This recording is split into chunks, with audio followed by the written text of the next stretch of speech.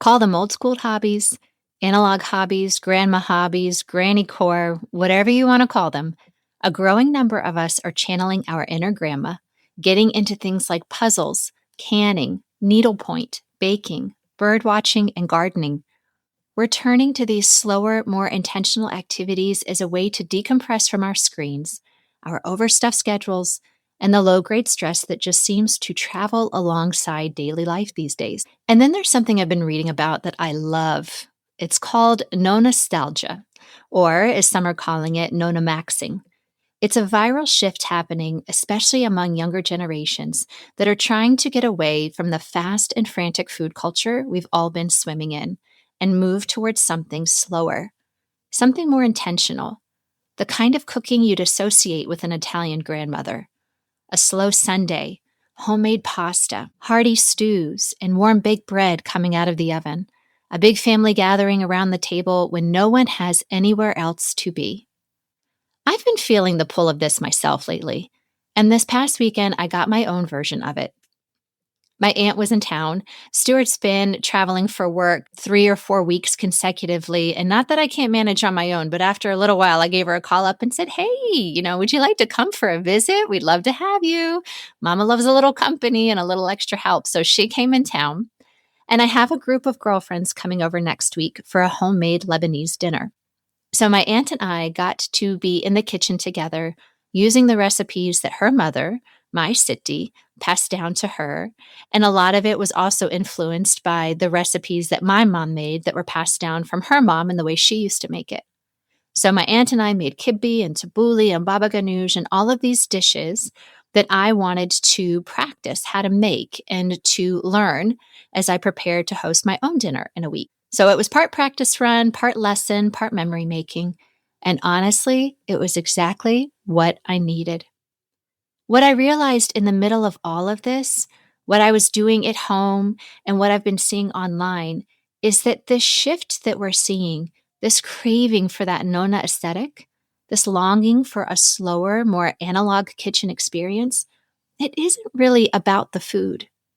Y'all, it's never just about the food. So if you've ever found yourself watching a video of grannies making pasta at 11 o'clock at night as you're scrolling before bed, feeling something that you quite can't name, this wistfulness or this longing, this episode is for you. We're going to talk about why we're all so drawn to this grandmother aesthetic right now, what we're actually chasing underneath it, and most importantly, how to take that feeling and make it real, even when your Sunday looks nothing like a slow Italian afternoon. I've got laundry piling up, kids asking for waffles before I've even made coffee on a Sunday morning, and half a dozen things running through my mind of the to-do list for the day. So this one is about finding our version of that slow Sunday and the stage of life we are actually in, not the one we're romanticizing, the one we are living. Cozy on in. I'm Julia Darling, and this is Home Cooked Stories, a podcast about food, but not really about food. It's about legacy, culture, memory, identity, and what it means to live well in the middle of a full, beautiful, and imperfect life. Because food is never just about the food. Cozy on in. Let's start with the image, because I think we all have our own version in our head of the Italian grandmother at the counter on a Sunday morning. She has loads of flour on her hands and up to her elbows. She's rolling pasta like she's done 1,000 times before. Or I think of my Lebanese grandmother, my Siti, standing in her small kitchen in South Carolina making stuffed squash, or she's stirring a big pot of okra stew on the stove. It's an aesthetic all on its own, isn't it? And if you really think about it, it's quite the opposite of the designer kitchen and the perfectly plated meal and the host or hostess who looks like they've got it all put together from head to toe as she's pulling her meal together and serving her guests. We've been served this image on social media now for years. And what I find so refreshing is that these grandmothers aren't performing. They're not trying to prove anything. There's a confidence in how they move. It's the kind of confidence that comes with age and decades of repetition. Honestly, I find it magnetic. And I think a lot of us do right now. Because I think we're quietly pushing back against something. We're trying to reject the constant pressure to be productive, to be faster, to optimize every corner of our lives. And it's really hard to do, especially when your job might demand it. Life already moves at an almost overwhelming pace. I say this every year I get older. It's like the years just go by faster and faster. And if you have kids, watching how much they change and they grow year over year. And if we're not careful, if we get caught up in that fast pace, which I absolutely can do, it's also very much a part of my nature, but we risk missing the beauty in the everyday moments. We miss the little details. I don't think that tension ever really goes away, quite honestly. It will always be there. I think that's just part of life. Life isn't perfect. And I certainly don't have it all figured out, but I do think we have the ability to notice when we've gotten out of balance, if only we slow down long enough to see it. And here's where I want to be realistic, because I think this is where so many of us live. I don't have slow Sundays right now. Slow Sundays to me means there are no pre-planned events on the calendar. There's not a kid's birthday party to attend, or a play rehearsal, or a visitor in town that we're hosting. But that doesn't mean that my Sunday is slow. Most Sundays, my kids wake up before I do. And by the time my foot hits that last step on the way downstairs, I'm still in my pajamas, haven't even brushed through my hair. There's a little one at the very bottom of the stair that says, "Hey, can you make waffles for breakfast?" And you're like, "Oh my gosh, child, can I get one cup of coffee in me so that I have the energy and the mental clarity to perform that task?" Most mornings I wake up with a mental list already running in my mind of what needs to get done that day. What didn't I finish last week that needs to happen this week? What's coming up this week for school schedules? What laundry needs to get done? And just that general catching up, but never quite feeling like you're fully caught up. So yes, I want that slow Sunday. I want the unhurried kitchen and the multigenerational gathering and the meal that took all afternoon to make. And maybe one day I'll get closer to that. But right now, I'm trying to figure out what pieces of it I can actually do in a way that fits the stage of life that I'm in. And that's really what this episode is about. We want the slow Sunday. We just happen to be living the fast one. Here's what I think we risk missing if we're not paying attention. When we watch those TikTok videos of an 80-year-old Nonna making hand-rolled pasta, and we feel that pull towards a slow Sunday in the kitchen, it's not really about the pasta. The other day, I came across this video on my Instagram feed. It was of this Italian grandmother who had been making ravioli for over 70 years. And so you're watching her make the ravioli, and she's got flour on her hands, and she's hunched over her big wooden long table. And you can even see kind of the shakiness in her hands, but she's so careful and so fluid in what she's doing. And she's rolling and sealing the pasta using a plate, not some fancy piece of equipment or some kitchen tool, but just using what she has. And I got teary-eyed. It's so embarrassing to say. I'm like, girl, pull yourself together. But I think what caught me so off guard and what just hit home was how beautiful it was to watch her. It was just so deeply human, both in terms of her age, but also in the art form. What these grandmothers were doing, what they've always been doing, is creating ritual. They're creating proximity and memory and continuity and a sense of belonging that you can't get from an online recipe or a perfectly styled social media post. The food may be the vehicle, but the gathering and the sense of community is the whole point. And I think that's what we're really chasing and why we're so drawn to it. We may feel nostalgic for a dish, but I think the reason why is because of everything that dish is centered around. The people in the kitchen, the passing down of a legacy, the feeling of being a part of something that's bigger than just dinner. And unfortunately, I think it's a lot harder to recreate that feeling today. And it isn't out of a lack of desire. It's logistics, right? Our families are dispersed more often today than they were decades ago. We don't live in the same town, let alone down the street from each other. Weekends are overscheduled. Time is genuinely limited. And for many of us, our grandmothers or our parents or the ones that made this look effortless are either far away or they're gone. And there's grief in that. The grief of knowing that the window to learn something from them, not from a recipe, but from watching them, that window is closed. And I feel that. I feel it deeply. My mom is all over this podcast, honestly. She's a huge reason as to why I created this space. And one of the things I carry with me is the knowledge that I will never get to cook with her again. I won't get to learn from her the way that I did and the way that I wish I could continue to do. But here's what I've come to believe that makes me feel, a little bit better. The opportunity can live right alongside that grief because I can carry her forward with me in the food that she made and sharing it with my family and friends and passing it down to one more generation and building memories in the same way that she did, just doing it on my own terms. And that realization is a big part of what this episode is built around.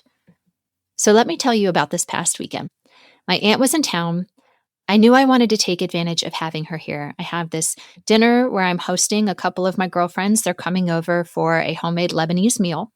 More on that in a minute. But with the dinner a week away and my aunt right here with me, it felt like the perfect moment to take advantage of our time together. We got into the kitchen and we made kibbe and tabbouleh and baba ganoush using the recipes that have been in our family for generations. We're cooking with our hands.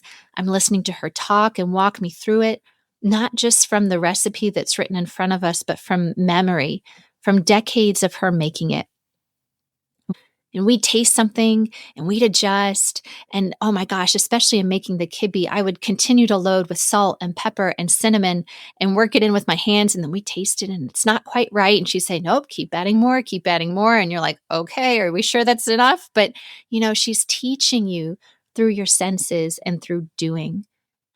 And that kind of learning you simply cannot get from a cookbook. And not because the cookbook is insufficient, it's just inherently different. I had only cooked kibbe with my mom one time. And, I look back on it now and go, gosh, if only I would have known that that was the last time, I would have appreciated it so much more and just kind of held on and soaked up everything that she was teaching me in the moment. And how I wish that there was going to be 10, 20, 30 more times that we could make it together just like that afternoon. And I will never forget, my aunt filmed herself in her kitchen making kibbe step by step and walking me through it and talking me through it and explaining the things that never really make it into a written recipe. It's that texture you're looking for, right? Again, she's giving you the notes on what you're looking for in taste and smell and feel. And she sent me those videos and they were such a gift because anybody that has tried to learn ethnic cooking from their parents or their grandparents or their aunts, they know these older generations don't really follow a recipe. It's in their hands and it's in their senses. And so these videos truly were a gift that I will hold on to because through those videos, my dad and I were in the kitchen that Christmas Eve making the kibbe together and it came out beautifully and it tasted just as I hoped. And then this past weekend, I got to make it again with my aunt in person, right there beside me. Now, in a week's time, I'm going to make it for 6 of my girlfriends. And I'll be honest, what's so interesting is that I have had this idea for months, like since last year, to cook a Lebanese dinner for a group of friends. And I have sat on it, kept putting it off. Well, if I didn't have time, or this isn't a good time for them, what if they don't like the food? Well, my house isn't really ready. You know how it goes. We have ideas and then we talk ourselves out of the things that matter because it just might feel like a lot. And then one day, I don't remember what it was that I saw or heard, but it just kind of like gave me the kick in the pants that I needed. And I thought, okay, enough. I'm not going to stall anymore. Got out my phone. I sent the text. I did the thing. And every single person I invited said yes. And they were genuinely excited to come. People want this. They want to be invited. They want to gather around a table. You don't need a grandmother in the kitchen every Sunday. You just need one good afternoon and the intention to pass it on. Now, one thing that I do want to mention, because I think it gets in the way of all of this, and it's really more of a mindset thing. We are so primed to want the shortcut, the quick solve, the what can I do today that's going to give me the results by tomorrow to accomplish more in less time. And I think we often bring that exact energy into the kitchen with us, even when we are trying to slow down. But some things are meant to be slow. I think it's the slowness that's actually what makes these things feel special. The kibbe, the Sunday pasta dinner. It's because you can't rush it. All of those things take time, and it's the effort and the love that's put into that time that makes it feel meaningful. And I think we also have to be honest with ourselves about something. When we look at those grandmothers and those videos of them rolling the pasta and making the big meal on a Sunday, and we think, I want to do that. I want that feeling. Remember, those women have been cooking these dishes for 40, 50, 60 years. They move through that kitchen with ease and they make it look so easy because they have done it hundreds and hundreds of times. I don't think I can pick a random Sunday, watch a few videos, and expect to replicate that. Maybe replicate it in a feeling, but that's not how mastery works. That's not how memory works either. The grandmother didn't have it all figured out the first time. She just kept showing up, and slowly, over time, it became hers. And now it is us looking at her and thinking, wow, she makes it look so effortless and so natural. So the invitation here isn't to do it perfectly. It's just to start doing the thing, to make one dish and invite people into your kitchen, and then keep doing it. What's that old saying? Practice makes perfect, right?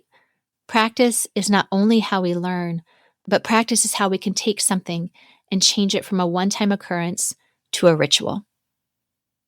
Okay, so how do we take this idea and make it fit into a real life, one that's in the messy middle and quite busy? And I have some thoughts on this I want to share with you. First, you don't have to have family nearby. I know a lot of us don't have that. Family is scattered, grandmothers are gone, geography gets in the way. But this doesn't require family if you don't have them near. Pull your friends together or neighbors together. The group of guys or girls you keep saying you're going to get together with, but you haven't quite made it happen. The point is to find people to do it with, to share in the experience. That's it. Second, this does not have to be a weekly thing, and please do not let that pressure be the reason you never start. I can promise you I am not making a Lebanese dinner every Sunday. I will be lucky if I do it once a month. And honestly, even though that's what I'm going to aim for, I can guarantee you it will probably be once every 3 months. So, one intentional afternoon, once a season, I am going to say that counts. That matters. Third, bring your kids in or your partner or your friend.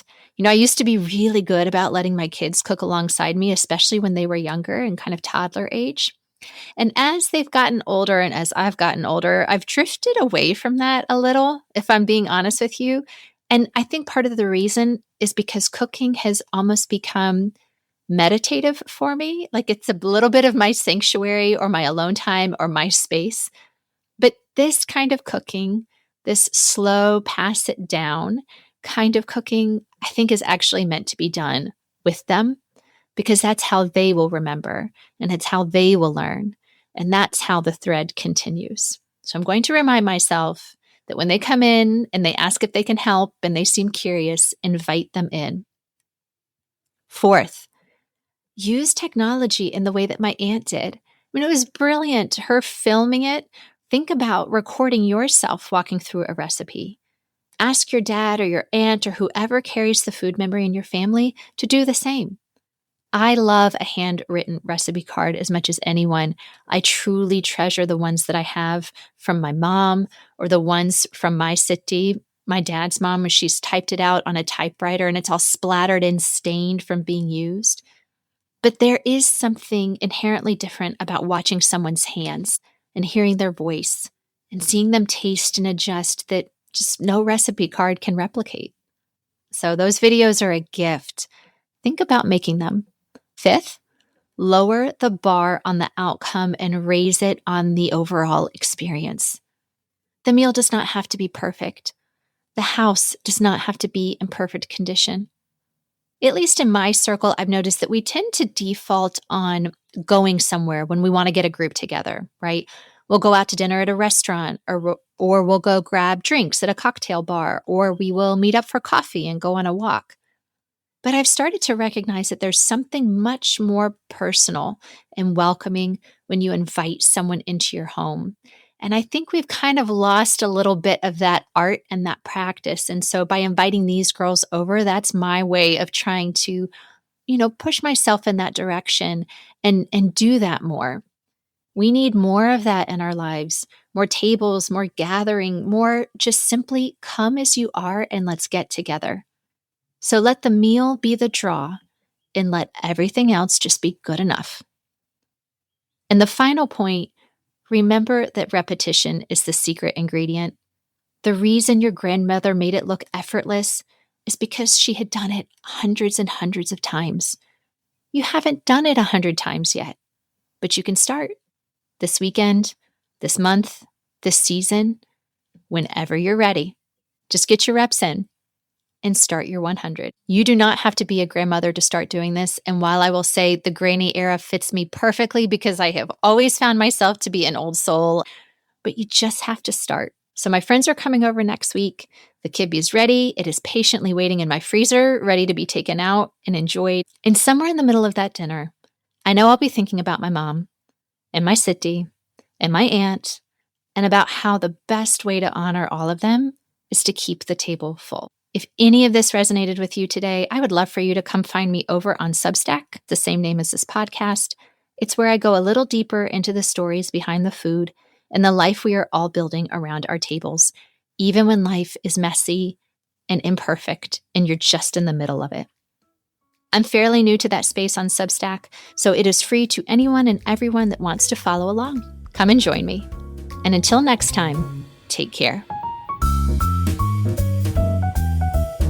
That's it for today's episode of Home Cooked Stories.